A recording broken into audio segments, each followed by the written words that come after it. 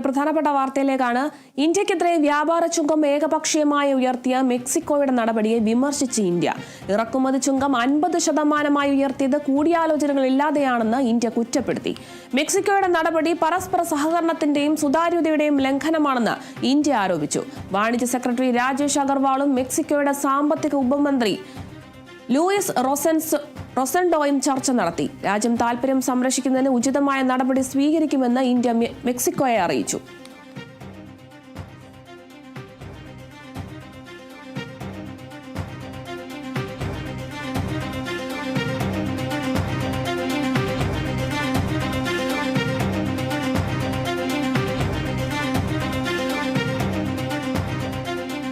ഇന്ത്യക്കെതിരെ വ്യാപാര ചുങ്കം ഏകപക്ഷീയമായി ഉയർത്തിയ മെക്സിക്കോയുടെ നടപടിയെ വിമർശിച്ചിരിക്കുകയാണ് ഇന്ത്യ.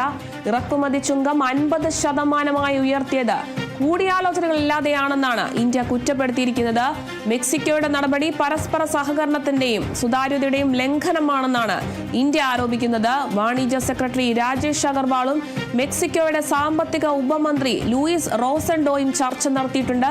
രാജ്യം താൽപര്യം സംരക്ഷിക്കുന്നതിന് ഉചിതമായ നടപടി സ്വീകരിക്കുമെന്നും ഇന്ത്യ മെക്സിക്കോയെ അറിയിച്ചിട്ടുണ്ട്.